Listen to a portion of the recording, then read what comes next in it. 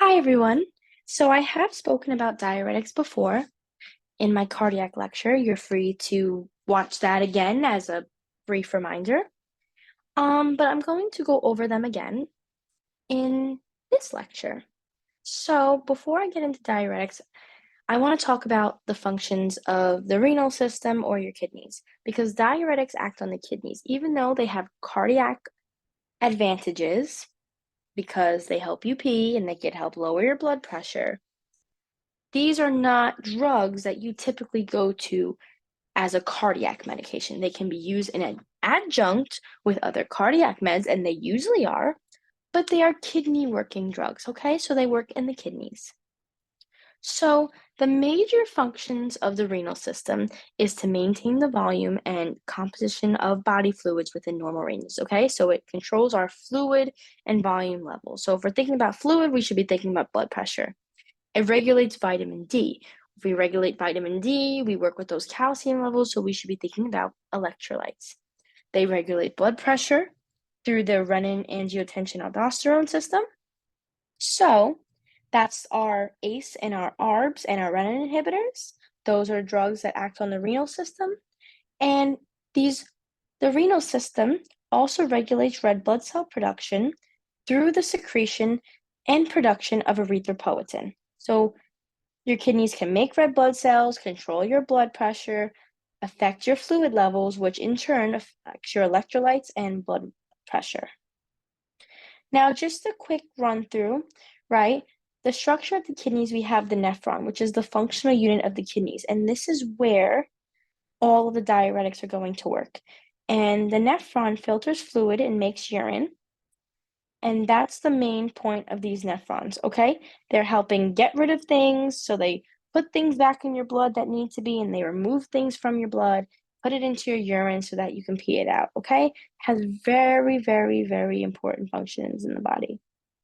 So the components of the nephron include the Bowman capsule, which is the glomerulus, which the glomerulus, like I said, helps filter. We have proximal and distal convoluted tubes, like I said. The system, like I said, filters things out of the blood, brings things into this loop so that we can get things out of the urine that need to go out, but put things back in the blood where they're supposed to be. That's what the proximal and distal convoluted tubes do. Descending and ascending loop apparently are also other places of the nephron that control this exchange, and the collecting ducts, okay? So you're going to see that the different diuretics, like I said, work in these parts. So, diuretics. The goal of diuretics is to increase the volume of urine. We pee. Diuretics make you pee. Basically, the thing that this does is that when you take this medication, it increases sodium excretion, okay? So when you're peeing and it's controlling your fluid volumes, it's also taking some sodium and a lot of sodium with it, okay? And another problem is besides sodium, other things are lost too in the urine, like calcium and potassium, okay? So even though, yes, you know, the kidneys have a way of functioning things out and filtering some electrolytes, putting things back into your blood, removing waste products from your blood and peeing them out, diuretics in that way play with the system and also take out more sodium, more potassium, and calcium than may be expected. So we have to be really, really careful with those electrolytes. So you might ask, when do we use diuretics? Remember, diuretics work in the kidneys. So since we're peeing, it helps reduce volume. And sodium and water go together. So if we're peeing out sodium, that means we're also taking fluid with it too, because fluid or water and sodium go together. So it helps with edema associated with heart failure, any sort of edema or any sort of swelling. It helps with liver disease, renal disease, hypertension, right? Because if you're removing sodium, you're also helping lowering the blood pressure. And removing fluid helps decrease pressure, therefore decreasing blood pressure. And it could also help in conditions that cause hyperkalemia, because remember, it lowers those potassium, sodium, and calcium levels. So If you have hyperkalemia, a diuretic might be good because it can help you pee out that potassium even more and help you regulate your potassium levels. That's why in this chapter, it's going to be very important to go back and review your fluid and electrolytes to know the normal values. And these can also decrease fluid pressure in the eye, such as glaucoma, because remember, these remove fluid. Classes of diuretics. We have thiazide, thiazide-like, loop diuretics, carbonic anhydrase inhibitors, potassium-sparing diuretics, and osmotic diuretics, okay? Like I said, all of these work in that nephron and the nephron unit that we were talking about in terms of filtering, getting things from the blood and putting it back into the urine and vice versa. So, as I said, here's a picture of the glomerulus, which is this big red circle thing, okay? And the rest of it, this beige part, is the nephron, where all the diuretics work, okay? This is the process that I was talking about. So everything comes into here, the water and stuff gets filtered, then anything we want, electrolytes and stuff can come back in here. We remove some waste, put them back in, until we get to the collecting duct, which mainly deals with water and helping us pee everything out.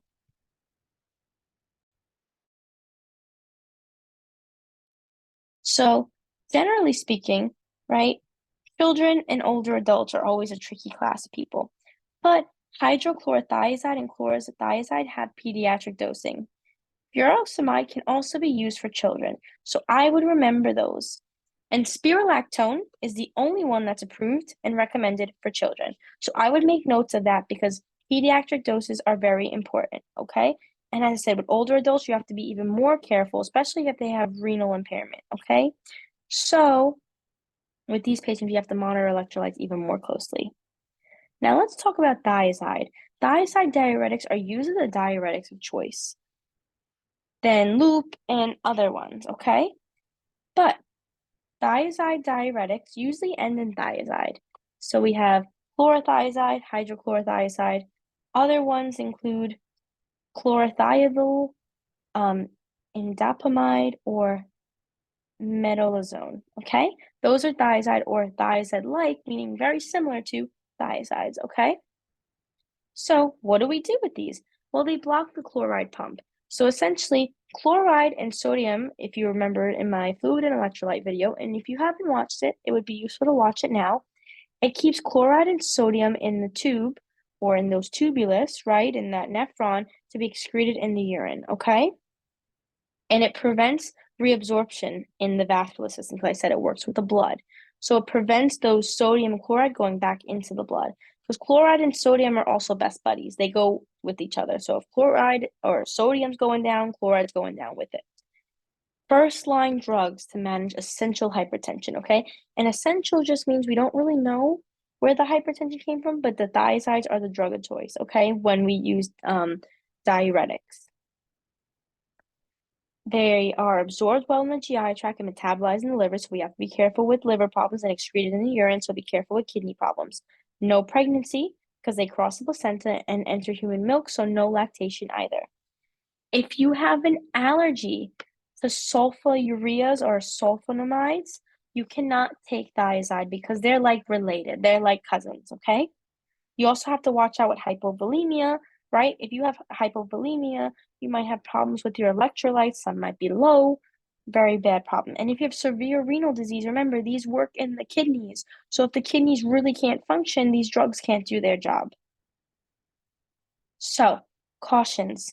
Also, continuing on to things that we want to watch out for, liver disease, hyperparathyroidism, because they were increased calcium levels as the thiazide diuretics can also hold on sometimes to calcium, so we have to be careful with that.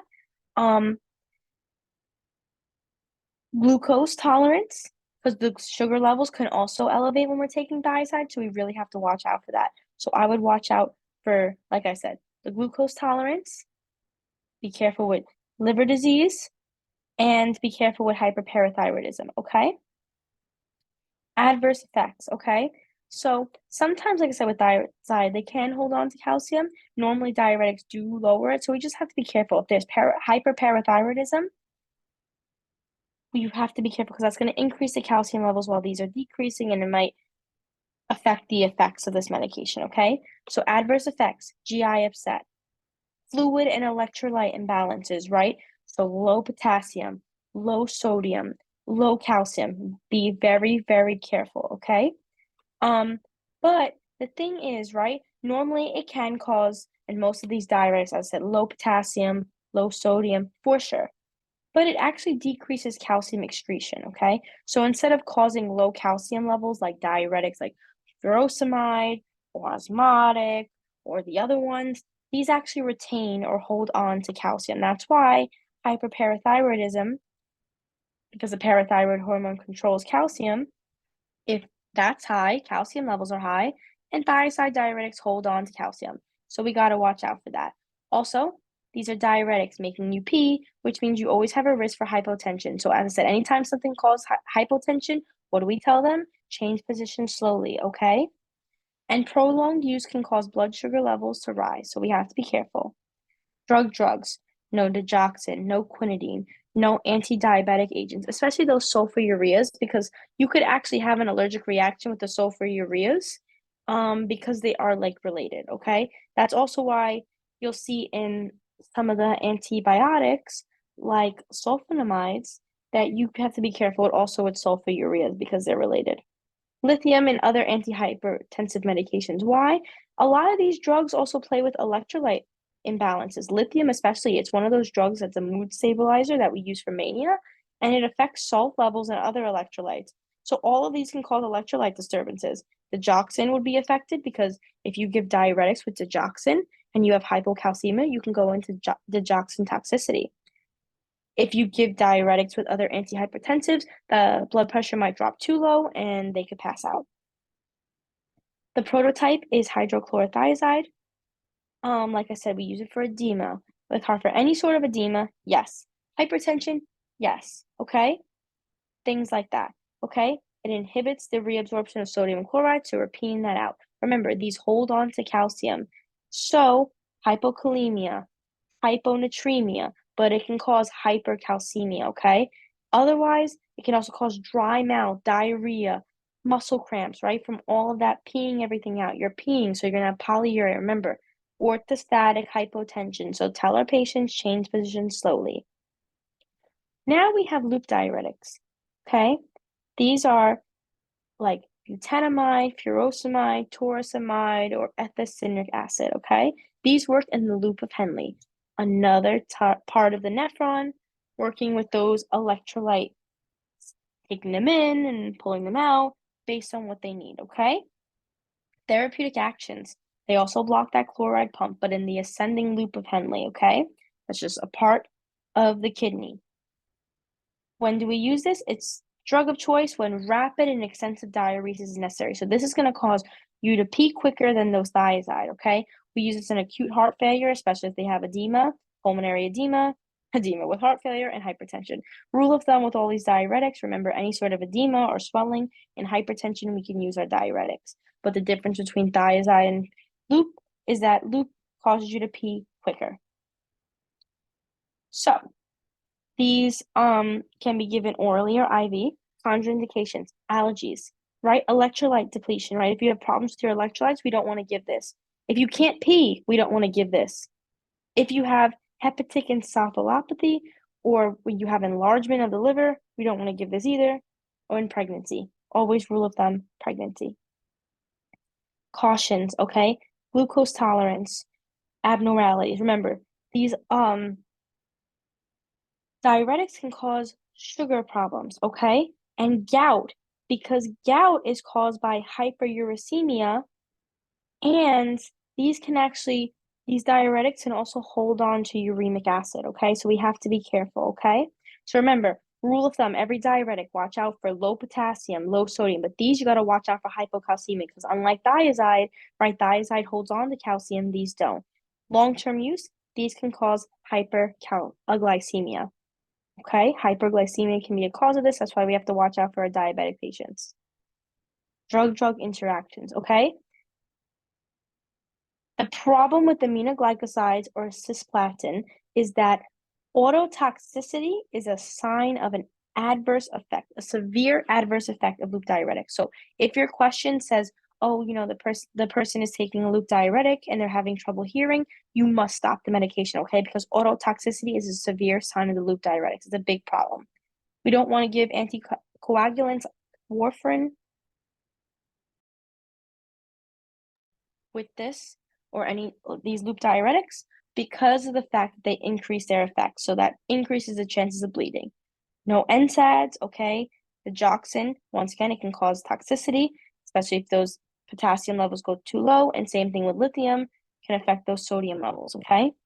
Prototype, furosemide. Just a summary, like I said, anything with edema and hypertension. It inhibits the reabsorption of sodium and chloride, so it helps you pee it out. It makes you pee very, very quick, but it can cause dizziness and orthostatic hypotension, so tell our patients to change position slowly, watch out for sugar levels, and it can cause hyperuricemia. It can also cause hypokalemia, hyponatremia, hypochloremia, hypocalcemia. So we really, really have to watch those electrolyte imbalances, okay? The next thing that we have is carbonic anhydrase inhibitors. These include acetazolamide, diclofenac, and metazolamide, okay? These are carbonic anhydrase inhibitors. What these do is they block the effects of carbonic anhydrase, which means we slow the movement of hydrogen ions, which means that more sodium and bicarbonate are lost in the urine. So if sodium is being peed out, it's working as a diuretic, right? It's making you get it out. It's making you pee. It's used in adjunct with other diuretics. So you kind of need this to be used with your other diuretics to really get an effect. And you could also use it for glaucoma. Now, it's rapidly absorbed and excreted in the urine, just like all these other drugs are. Contraindications, always pregnancy, always allergy, and non-congestive angle closure glaucoma. Cautions, remember, it's a type of diuretic. Every single diuretic can have the same cautions and adverse effects. Watch out for fluid and electrolyte imbalances, renal hepatic disease, adrenocortical insufficiency, COPD, all of these things, okay? Because these can have effects in those respiratory receptors, right? Or just respiration in general if the fluid gets too low. And if you have adrenocortical insufficiency, those cortical hormones are your sympathogenic hormones. If you have that, that means you already have problems peeing and filtering things out of your body. So it's going to be more of an issue if you have adrenocortical insufficiency. Adverse effects. Remember, electrolyte problems. Low sodium, low potassium, low calcium, low chloride. But remember, the only one that holds on to calcium is thiazide, okay? It could also cause metabolic acidosis. So if it causes metabolic acidosis, you're at risk for respiratory alkalosis or hyperventilation. That's why we're watching out for COPD or respiratory acidosis, because this can cause metabolic acidosis. Okay, it can cause parasynesthesia or numbness in those extremities and even confusion. Drug-drug interactions, salicylates, okay, so that's like aspirin, okay, because it can cause problems with bleeding, medications that lower potassium even more, okay, and medications that can cause metabolic acidosis. And remember, metabolic acidosis also means renal failure, so we have to be careful with renal failure. So, summary, the prototype for these carbonic anhydrase inhibitors is acetazolamide. Okay, like I said, we can use it for open angle glaucoma, and we could also use it with edema, and we use it in adjunct with the diuretics, okay? We can get that numbness in the hands and the feet and those lower extremities, okay? And it causes all of those electrolyte imbalances that we already talked about. Now, potassium-sparing diuretics hold on to potassium, okay? They make you pee, but they hold on to it. So, amiloride, eplerenone, spirulactone, timometrine, these are all potassium-sparing diuretics. Remember, we said spirulactone is one of the only ones that you use for children, but one of the most commonly asked potassium-sparing diuretics is spirulactone, okay? So they're not as powerful as the loop diuretics. They make you pee real quickly, but these hold on to potassium. So, why does this work? So when we are peeing it out, right, we are peeing our urine and we're bringing that sodium with us. That's how we're able to lower those blood pressure and edema. We are able to lower the edema or decrease the fluid, and we're able to lower the blood pressure because sodium affects blood pressure. But these can actually hold on to potassium because these are aldosterone agonists. They work with aldosterone, and aldosterone spares potassium. Okay? Amylodaride or timimetrine block potassium excretion, so they block it from being able to leave. Okay? So, when do we use this? If this patient is at risk for hypokalemia, we're going to give them spirulactone, right? If they have edema, we can give this. It can even improve survival for some patients with heart failure, especially when they have those electrolyte problems. And it's a drug of choice for hyperaldosteronism, okay? Because the problem is that when you have hyperaldosteronism, aldosterone holds on to those sodium and fluid levels, okay? And it can actually help with removing some of the potassium. So when you have sodium and water being increased, or you're increasing the volume because aldosterone helps raise your blood pressure, right? It gets rid of potassium as a result. It's like, hey, we'll keep sodium, but we'll get rid of potassium. So if you have hyperaldosteronism, spirulactone is good because it's going to help retain the potassium that's being lost in that disease. Okay, so it's metabolized in the liver and excreted in the urine. All of these are excreted in the urine. It can cross the placenta, so no pregnancy, and it can hurt lactation, so no breast milk, okay? Don't have babies, don't breastfeed them. Watch out for allergies, and if they have hyperkalemia, we're not going to give these potassium-sparing diuretics. That makes no sense. If they can't pee, ananuria, or any of these, if you can't pee, you're not going to give a diuretic, okay? And a thing to think about with all of these diuretics is, how do I know if they're working? Their blood pressure will drop, okay? And how else do I know if they're working? They're peeing, their urine output increases. Another thing with every single one of these diuretics, nursing considerations, watch changes in position, right? Because of the orthostatic hypotension. Daily weights, INOs, because of the fact that if they have an increase in 3 pounds in 2 days, that means they're retaining fluid, which means the diuretics are not doing their job. Look at the urine output. If the urine output is not increasing with these medications, it's not doing their job. These are your nursing considerations. Also, monitoring electrolytes, right? Fluid and electrolytes. Watching the lab values, the metabolic panels, to make sure that their electrolytes are normal. Those are your nursing considerations for all your diuretics. Know them by heart, okay? Especially daily weights and INOs and that urine output. Cautions: pregnancy with these potassium-sparing diuretics, hyperkalemia, like I said, like this specific class, most of them cause hypokalemia. This is the only class that causes hyperkalemia or increased potassium levels. Drug-drug interactions include salicylates, potential other antihypertensives. Why? Because they lower blood pressure, so we don't want to double up on too many. And medications that block the renin angiotensin aldosterone pathway, okay? So we really have to be careful with that, okay? Like those ACE inhibitors, they might be a problem with these because they're blocking the functions of that system, and at the same time, the potassium-sparing diuretics are trying to work on that system. This is just a summary. Like I said, we could treat primary aldosteronism, okay? Any sorts of fluid volume buildup or hypokalemia, okay? Like I said, it can cause dizziness, orthostatic hypotension, and all those electrolyte imbalances, okay? Last type of diuretic are osmotic diuretics. Now, osmotic diuretics pull water into those renal tubules. So they pull into that big, like purple red part that we were looking at before, that like circle, okay?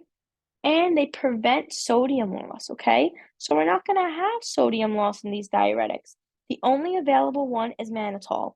It is the most commonly asked one and the only one that you're going to see. Therapeutic actions.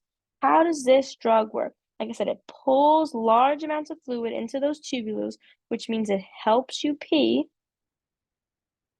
and it puts lots of fluid into that urine. When do we use it? We use it when we need to decrease intraocular pressure. It's the drug of choice. Listen to that word. It's the diuretic of choice with increased intracranial pressure or acute renal failure due to shock, drug overdose, trauma. But you will mainly see these drugs being used with patients who have neurological problems, and we need a way to decrease pressure in the brain. Okay, so we will use osmotic diuretics for that. So, like I said, it pulls in the water into the tubulus, into that glomerulus, okay? And it goes into that urine and helps you pee, and it's very good for the neurological problems. Contraindications, renal disease, and you can't pee, makes sense. Pulmonary congestion, intracranial bleeding, dehydration, and heart failure. Remember, it's not used for other things. It's mainly used to decrease pressure in things with neurological issues, not like heart failure or pulmonary issues, okay? Always watch out for pregnancy. Adverse effects. Those fluid shifts might actually cause hypertension, which can lead, sorry, not hypertension, hypotension because of all the peeing, dehydration. It could even cause heart failure and pulmonary edema. So that is why we don't give these with pulmonary problems or heart failure, because even though the fluid's coming out and into your urine, it could cause a problem because of your heart and your lungs not working so properly and cause heart failure and pulmonary edema. So not good. Okay? It can cause toxicity in the CNS because it has to penetrate the CNS in order to help reduce any sort of intracranial pressure. It can cause lightheadedness, all those electrolyte imbalances that we spoke about already. But remember, it holds on to sodium. And that is why we have to be very careful with these diuretics. So think about it, right? So they're pulling water in, they're holding on to it. The way that it's doing it can actually cause heart failure, pulmonary edema, but it can cause hypotension and dehydration because of its mechanisms of action, making you pee, okay? Lightheadedness, all of that is from the hypotension, the electrolyte imbalances from you peeing, okay? So remember, all of this, right? Looking at those INOs, daily weights, electrolytes, urine output, all of that stuff. And normal urine output should be 30 ml per hour, okay? So, just a summary, we use it for increase intracranial pressure or treatment of cerebral edema. Increase if we have elevated intraocular pressure, it helps with that too. Okay, it helps get rid of toxic substances. Once again, it leads to a loss of water, sodium, and chloride, but not as much sodium because it holds on to some of that to help pee it out. But we do have to watch out for those electrolyte imbalances as well, okay? Because you are peeing a lot of it out. And that's it.